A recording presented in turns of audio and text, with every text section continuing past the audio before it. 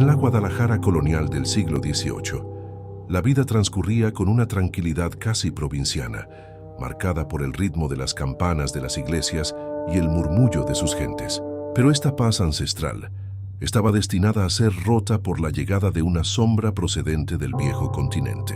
Su nombre era Don Jorge, un enigmático hombre de inmensa fortuna cuya presencia en la ciudad era tan imponente como misteriosa. Se instaló en una gran hacienda y desde su balcón observaba la ciudad al anochecer, una figura alta y pálida, vestida siempre de un riguroso negro. Era como un fantasma a plena luz del día, un hombre que parecía cobrar vida únicamente bajo el manto de la noche, evitando el sol como si fuera un enemigo mortal. Poco después de su llegada, un mal inexplicable comenzó a cernirse sobre Guadalajara. Primero fueron los animales de granja, que aparecían débiles, sin energía, como si una fuerza invisible les hubiera arrebatado la vitalidad. Lo que empezó como desconcierto entre los ganaderos, pronto se transformó en un terror generalizado, cuando la extraña aflicción alcanzó a las personas. El caso más alarmante fue el de un joven vigilante nocturno, encontrado desplomado en un oscuro callejón, con el cuerpo frío y una palidez extrema que helaba la sangre. El miedo se propagó más rápido que cualquier enfermedad, convirtiéndose en una plaga que encerraba a los aldeanos en sus casas al atardecer. Entre rezos y susurros temerosos, un nombre comenzó a tomar forma en las sombras: vampiro. La descripción del supuesto monstruo que acechaba en la oscuridad encajaba perfectamente con la figura del enigmático Don Jorge, un hombre alto, pálido y de estrictos hábitos nocturnos.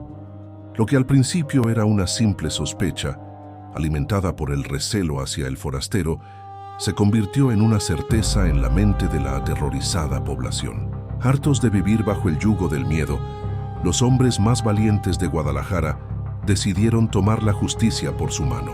Una turba enfurecida, portando antorchas, estacas y herramientas de campo, se reunió en la plaza del pueblo.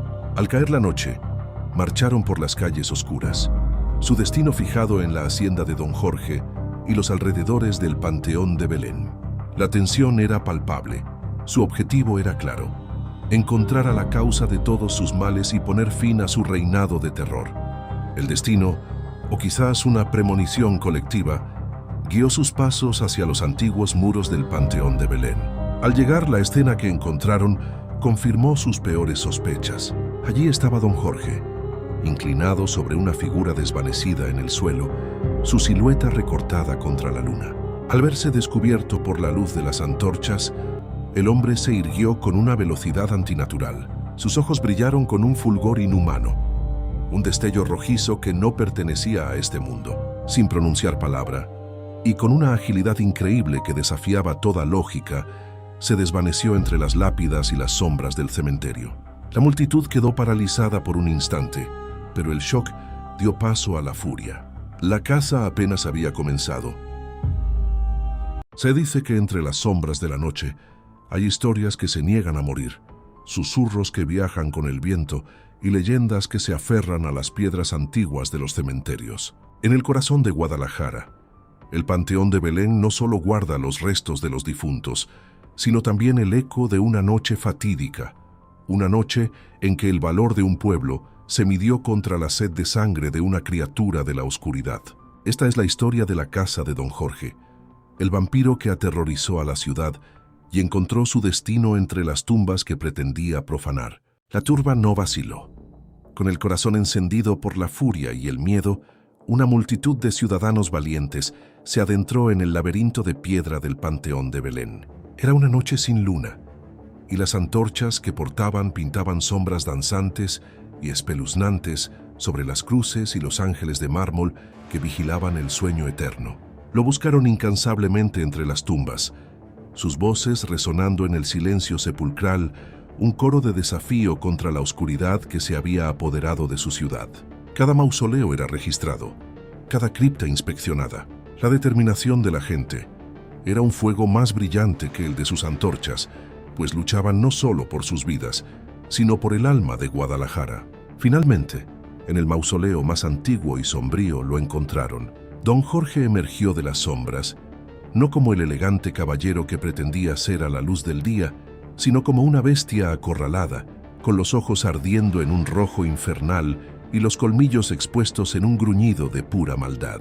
Se abalanzó sobre ellos con una fuerza y velocidad que desafiaba toda lógica humana. Un torbellino de furia sobrenatural. Pero los habitantes de Guadalajara no retrocedieron ni un paso. Liderados por Fernando, el herrero del pueblo, un hombre cuya fe era tan fuerte y pura como el acero que forjaba en su yunque, formaron un círculo inquebrantable. Blandiendo cruces, herramientas de campo y su propio coraje, contuvieron a la criatura. Mientras la bestia se distraía, luchando desesperadamente contra el cerco de hombres justos, Fernando vio su oportunidad, el único instante en que la oscuridad podría ser vencida. Con una gran estaca tallada del corazón de un árbol de camichín, conocido por sus propiedades sagradas, se lanzó hacia adelante, aprovechando un punto ciego en la defensa del monstruo. El vampiro se giró, sus ojos desorbitados por la sorpresa, pero ya era demasiado tarde. Con un grito que mezclaba el rezo de un hombre piadoso y la furia de un protector, el herrero clavó la estaca profundamente en el pecho del monstruo. Un chillido inhumano, agudo y aterrador, rasgó el aire nocturno, haciendo temblar las propias lápidas. El cuerpo de don Jorge se estremeció violentamente y luego, con un último suspiro profano, quedó inmóvil. Pero los aldeanos sabían que una criatura tan antinatural no se regía por las leyes de los hombres ni de la muerte convencional. Para asegurarse de que su mal nunca más caminara sobre la tierra, lo enterraron allí mismo, en el lugar de su derrota. Sobre su tumba improvisada, colocaron una lápida de piedra inmensa, una losa tan pesada que se necesitaron 20 de los hombres más fuertes para moverla y sellar su descanso. La estaca de camichín se dejó en su lugar, atravesando la lápida y anclando al vampiro a su tumba eterna, un clavo en el corazón de la oscuridad. Así nació la leyenda, sellada con piedra, madera y el valor de un pueblo, un recordatorio perpetuo de la noche en que Guadalajara se enfrentó a las tinieblas y venció, dejando una historia que aún hoy se cuenta en voz baja cuando cae la noche. Los años se convirtieron en décadas, y las décadas en más de un siglo. La furiosa casa del vampiro se desvaneció de la memoria viva para convertirse en leyenda. El panteón de Belén guardaba sus secretos, y la tumba sellada de don Jorge se convirtió en una cicatriz de piedra en la tierra, un cuento susurrado en las noches de tormenta. Guadalajara creció y cambió, pero la tumba permaneció, un monumento olvidado a un terror pasado. Pero algo impensable comenzó a suceder. La estaca de camichín, el instrumento que había puesto fin a la pesadilla, no permaneció muerta. Alimentada por una fuerza desconocida que emanaba de la tumba, la madera seca volvió a la vida. Un brote verde desafió la piedra, creciendo hasta convertirse en un árbol majestuoso, sus ramas extendiéndose como brazos oscuros sobre el cementerio. La gente lo observaba con una mezcla de asombro y un renovado temor. No era un símbolo de vida, sino de una no muerte persistente. Se decía que el árbol no se alimentaba de agua y sol, sino de la sangre maldita que aún quedaba en el corazón del vampiro. Sus raíces, fuertes como el acero, se hundieron en la tierra y comenzaron a presionar la lápida que debía ser un sello eterno. Entonces un día se escuchó un crujido. Una grieta apareció en la superficie de la piedra, una fractura en la prisión de don Jorge. Con cada año que pasaba, la grieta se hacía más grande, las raíces del árbol rompiendo lentamente la roca. Así nació la profecía final, la que aún hoy hiela la sangre de quienes la escuchan.